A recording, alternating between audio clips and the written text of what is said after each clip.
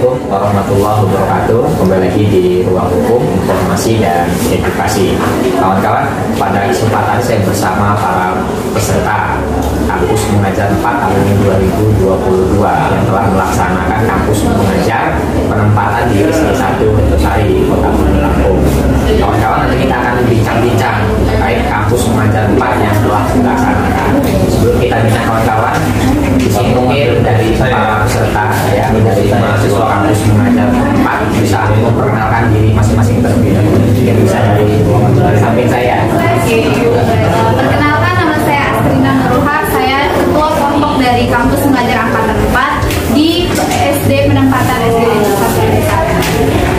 Perkenalkan, nama saya Rizka Desjani dari Kampus Mengajar Angkatan 4 di Sekolah SD 1 Retusari. Perkenalkan, nama saya Anggur Manalisa sebagai peserta di SD 1 Negeri Retusari. Oke, kawan-kawan, tadi sudah kan dari peserta Kampus Mengajar 4 dari masing-masing. Selanjutnya mungkin kawan-kawan bisa diberitahu nih terkait masalah Kampus Mengajar. Kampus Mengajar seperti apa, ya kan? Dan apa sih yang dilakukan seperti itu? Mungkin bebas siapa yang menjelaskan. Kami itu awalnya Pak ya, tahunnya Kampus Mengajar. Kalau saya sendiri itu dari ada kayak semacam pelebaran link gitu. Jadi saya nggak tahu dari kampus gitu Pak. Saya tahunya dari kayak link di Google gitu. Ternyata oh ini pemerintah ini ngadain yang namanya MBKM, Merdeka Belajar Kampus Merdeka. Terus saya cari-cari kok kayaknya ini relate nih dengan disiplin ilmu saya di pendidikan. Jadi saya coba itu. Terus setelah nanya-nanya, setelah saya udah selesai ini nih, udah pendaftaran berkas dan lengkap, baru dari kampus ini ada sosialisasi untuk Kampus Mengajar. Jadi kan saya udah, oh berarti memang udah ini nih ACC dari kampus gitu. Terus kemarin tuh kan banyak kendala tuh Pak. Jadi dari MBKM-nya itu ada kayak mundurin waktu untuk deadline-nya. Jadi kita membahas gitu. Siap. Jadi Kampus Mengajar ini program ya dari pemerintah. Jadi memang itu ada prosesnya ini dengan cara pendaftaran seperti itu. Jadi kalau dari Asri melihat informasi ya kan dari internet seperti itu. Kalau misalkan dari Rizka dan Anggun, bagaimana mendapatkan informasi? Terus mengikuti Kampus Mengajar ini?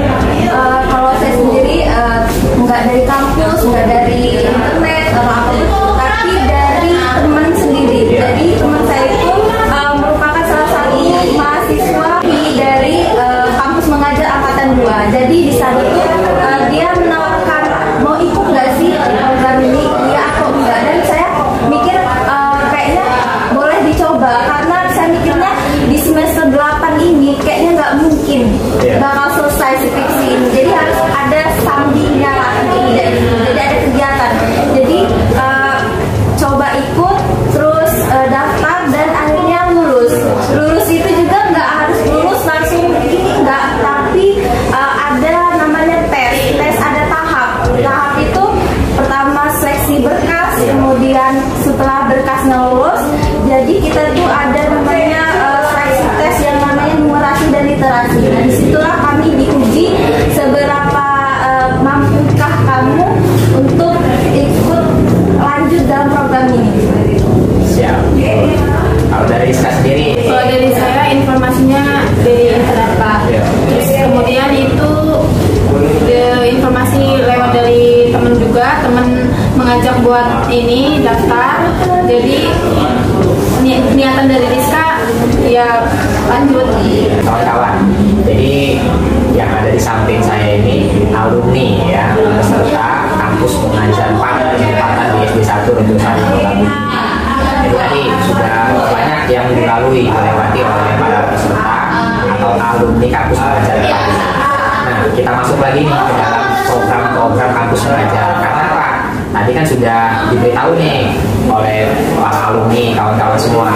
Terkait tadi jadi peserta ini harus ikuti tes administrasi yang pertama, terus yang kedua ada tes numerasi, literasi dan seterusnya, dan baru dinyatakan lolos ya, lulus atau tidak seperti itu. Ketika lulus baru melakukan pelaksanaan Kampus Mengajar tersebut. Nah, terkait program nih ya dari Kampus Mengajar yang dilakukan di SD1 Retusari Kota Bumi Lampung, apa aja program yang sudah dilaksanakan, ya kan.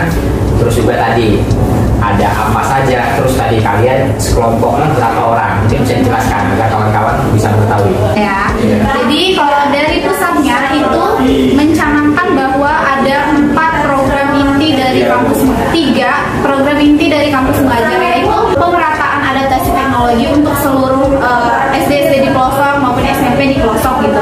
Yang kedua itu ada peningkatan literasi dan numerasi siswa, dan yang ketiga adalah kita membantu administrasi sekolah gitu. Jadi kalau dari pusat kan kita udah punya nih bekalnya bahwa 3 ini loh yang harus banget kita programkan, dan selain dari itu karena kami punya kepala sekolah yang hebat, DPL dan hebat gitu, jadi kami punya program-program lain yang tadi bilang di luar dari 3 inti itu gitu. Iya, seperti misalnya kan kayak pembibitan atau kreasi gitu di kelas itu kan sebenarnya nggak ada kan, cuman kami adakan karena kami rasa di sekolah penempatan kami itu bagus gitu untuk sumber dayanya, terus juga dari wali muridnya itu sangat mendukung, wali kelasnya juga sangat mendukung, jadi kami adain beberapa program kerja yang memang cocok gitu di situ gitu Pak. Terus contoh konkretnya ya kan, contoh langsung di sekolah apa yang dilakukan kayak masalah literasi, numerasi, dan adaptasi teknologi, terus juga administrasi, bisa diberikan gambarannya biar kawan-kawan pada tahu. Iya, oke. Kan kita sebenarnya kampus mengajar gitu Pak ya, berarti kan nama besarnya yang diangkat itu pasti kan mengajar. Jadi kami tuh sebenarnya kami bukan kayak yang PPL yang harus setiap hari masuk kelas, itu bukan Pak. Jadi kami tuh diberikan kebebasan mau masuk di kelas mana. Jadi awal-awal itu kami masuk di kelas rendah, di kelas 1 ya, kita belajar ke literasi sih Pak, karena kan masih ada kayak anak-anak yang belum benar-benar tahu gitu kan ngebaca, jadi kami di situ. Terus sekitar tengah-tengah semester itu kami ada yang namanya pembahasan soal AKM. Jadi kan ada ANBK nih Pak, nah ganti UN kan gitu. Jadi karena jadi soalnya kan beda nih dengan yang ada di guru gitu kan, jadi kami tuh ngadain pembahasan soal ANBK dengan buku AKM yang memang difasilitasi oleh sekolah itu untuk adaptasi teknologi. Terus kami juga melaksanakan AKM kelas seperti kayak semacam pretest kayak gitu Pak. Kita mengukur kemampuan siswanya, itu dikhususkan untuk kelas 5.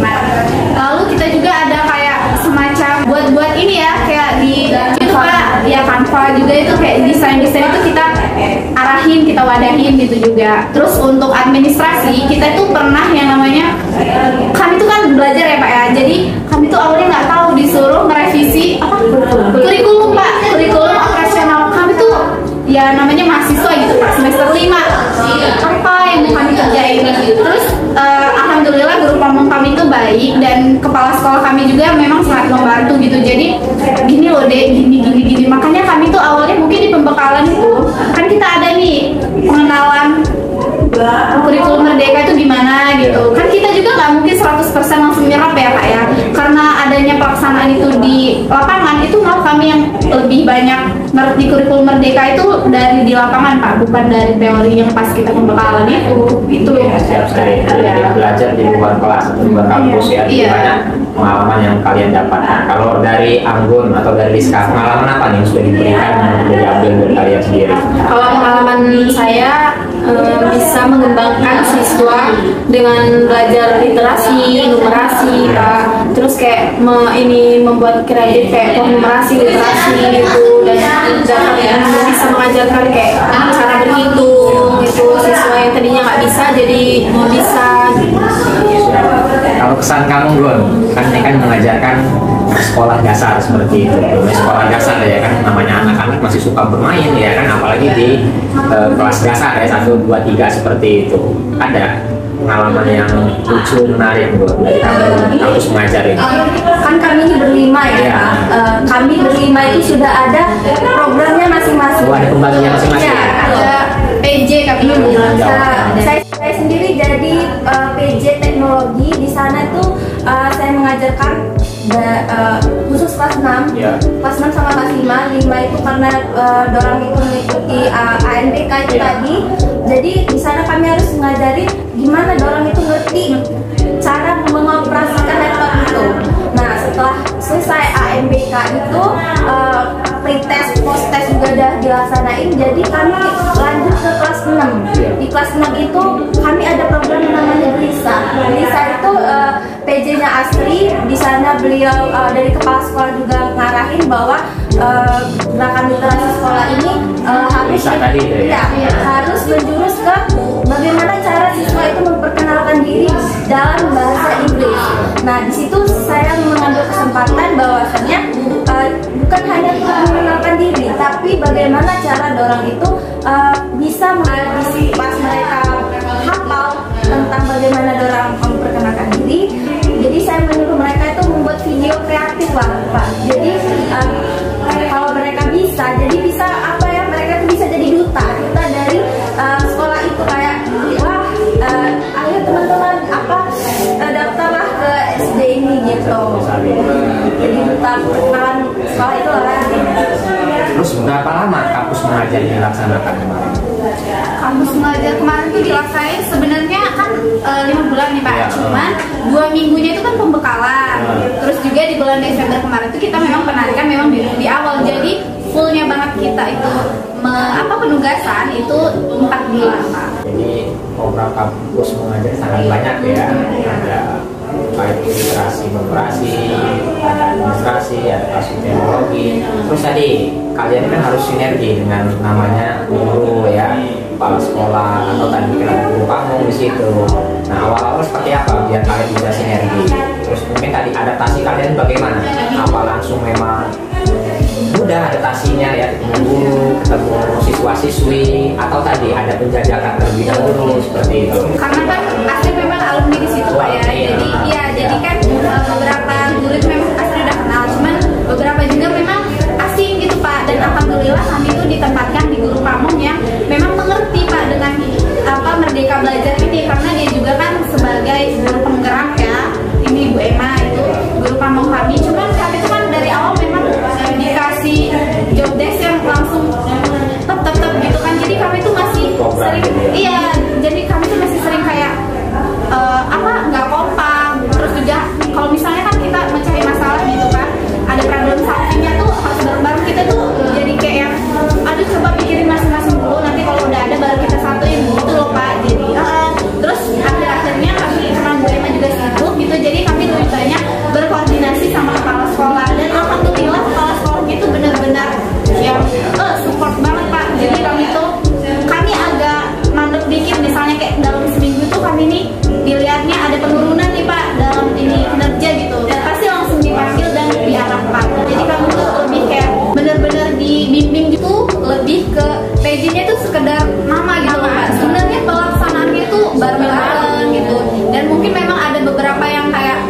awal-awal akhir-akhir nih Pak merasa kayak oke, PJ-nya saya udah melaksanain gitu. Sebenarnya kan kita itu lebih ke miskomunikasi dong Pak kayak gitu, karena kita itu sebagian besar dari kita itu tuh ngelaksanain misalnya PJ-nya Prasitek mereka berdua, cuman kan pelaksanaan AKM segala macamnya itu kita melaksanain bareng-bareng seharusnya begitu. Saling mengisi dan saling kan? Jangan sampai ada miskomnya gitu. Jadi siap. Terus dari program yang kalian sudah laksanakan, lakukan, nah siswa-siswi di sini ada grafik nggak? Apa sama aja? Apa ada peningkatan? Apa mungkin tadi dari program dilakukan siswa-siswi ini lebih senang, tertarik nih belajar terkait Kalistung ya kan? Atau tadi terkait masalah teknologi yang seperti apa? Ada grafik nggak? Ada ukuran nggak? Nilai nggak kalian di situ? ada dia mulai kan Apa adanya? kita kan punya pretest dan posttest AKM tuh Pak ya. Itu kan bukan cuma untuk adaptasi teknologinya aja, cuman kan kita ngeliat juga numerasi literasinya gimana. Dari awal tuh banyak banget yang nol ya, karena jenis soal AKM itu kan baru Pak ya, jadi tuh banyak banget yang nol. Terus di akhir-akhir itu kita melaksanain posttest itu sampai ada yang nilainya 90 Pak. Iya. Grafiknya baik ya. Melihat dari data gitu. Siap. Jadi kalian datang ke sekolah tersebut, ke satu perusahaan tersebut, ini membawa kebaikan, ibaratnya seperti itu ya. Ada program ya kan, membantu guru juga, betul ya. Iya, alhamdulillahnya gurunya juga tangan terbuka sama kami. Bahkan pernah sih salah satunya Bu Emi ya gitu, kayak ayo nak ke rumah aja, kita boleh kok setelah dari program ini kalian silaturahmi aja, nggak apa-apa, nggak terus gitu. Oke, kawan-kawan semua, kita sudah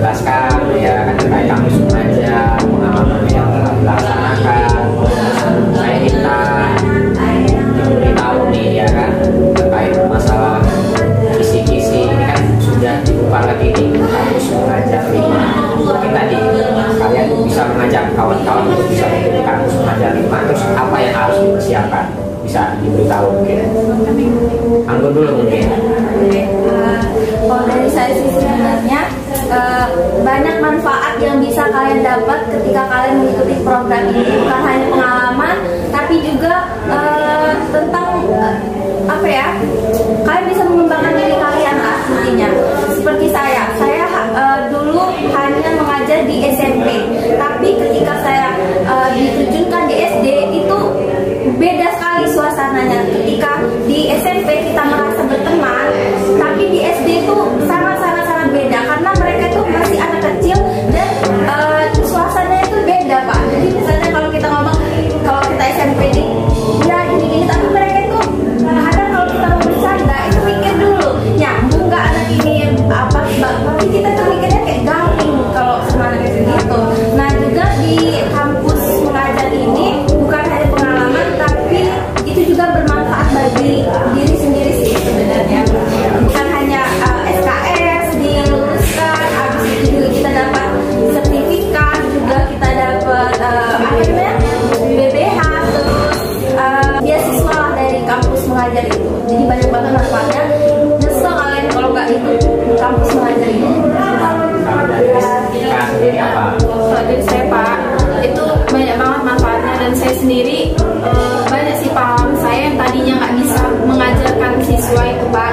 Kan saya belum pernah nih, Pak, kayak masuk kelas ngajar jadi guru itu, Pak. Nah dari KM ini saya belajar, oh jadi gini, jadi guru. Tadinya nggak tahu jadi tahu. Pak, banyak pengembangannya dan manfaatnya banyak banget. Kalau dari Astri ini pasti dibagikan sering. Oh iya. Para peserta yang baru dari alumni. Ya, sekarang kan udah masuk nih di seleksi berkas kampus mengajar angkatan 5 ya, atau udah lebih nih lewat ya, udah masuk tes ya gitu. Kalau dari Astri sih ya, Pak, ya, itu terutama yang jelas-jelas banget, terasa banget itu relasi, Pak. Karena kita kan kalau misalnya di kampus relasi kita mahasiswa dan dosen, sedangkan kalau kita di SD penempatan itu relasi kita bukan cuma murid, guru, tapi juga wali murid, Pak. Karena Astri ngerasa sendiri, misalnya kita setelah dari kampus mengajar ini kita mau punya jalannya masing-masing itu lebih lebih luas gitu, Pak, karena kita punya relasi lain gitu. Selain daripada yang disebutin BBH, UKT, atau konversi SKS, pengalaman dan lainnya, itu relasi itu penting banget sih, Pak. Siap. Jadi tadi kampus mengajar ini sangat bermanfaat ya bagi para mahasiswa-mahasiswi ataupun tadi yang terdampak di sini tempat pelaksanaan ya kan, membangun sekolah agar bisa lebih baik. Nah terakhir nih saya minta kalian bertiga bisa mengajak nih para siswa-siswi yang kelas 3 SMA untuk bisa masuk UNKO. Apa sih yang bisa kalian sampaikan terkait masalah UNKO ini agar bisa menarik? Bebas, dari siapa dulu? Dan saya ya. Oke, jadi untuk teman-teman yang sekarang udah mau lanjut nih ke jenjang berikutnya untuk di perguruan tinggi, yuk masuk UNKO, karena kita tuh bukan cuma belajar di kelas, bukan cuma adaptasi dengan guru, dengan dosen gitu ya, tapi juga kita ada yang namanya belajar di luar kampus, karena kan kampus ini mencanangkan untuk banyak nih kegiatan-kegiatan di luar kampus yang bisa kita ikutin gitu, dan kampus juga mensupport. Jadi ayo kita sama-sama untuk gabung di universitas yang ada di kota Bumi gitu. Ayo, kenapa harus milih UNKO? Kita pilih UNKO aja gitu. Oke, karena di UNKO ini sudah banyak programnya sih. Karena dulu sebelum saya masuk di situ cuma ada 3 program, yaitu bahasa Inggris, matematika, sama bahasa. Nggak ada pilihan lain. Program studi ya. Ya.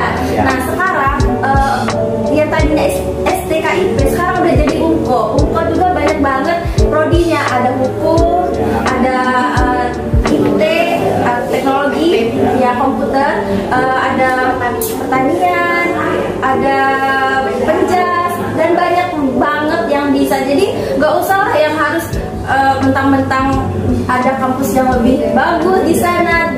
Sebenarnya semua itu sama, bukan karena sekolahnya di Karang sama karena kualitasnya itu iya. Semua yang ada di sana di sini juga ada. Akhirnya nih dari Rizka, apakah? Kalau dari saya yang tadinya kan Pak ya, kan kan saya nggak lihat ini masuk kuliah.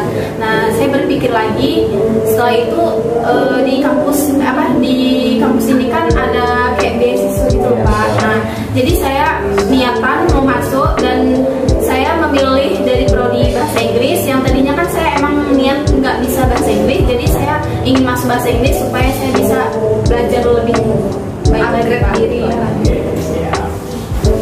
Terima kasih banyak nih pada Asti, Rizka, sudah mau bincang di podcast. Ini sudah mengedukasi terkait kampus mengajar. Oke kawan-kawan, nanti kita akan mengulang kembali para mahasiswa-mahasiswi terkait masalah kampus ya kan, terus prestasi, terus edukasi lainnya. Dan saya ucapkan terima kasih kepada kalian semua yang sudah mau bincang di Berangkat Podcast. Kawan-kawan, mungkin ini saja yang bisa kami sampaikan. Semoga apa yang kami sampaikan bisa bermanfaat. Saya akhiri. Wassalamualaikum warahmatullahi wabarakatuh.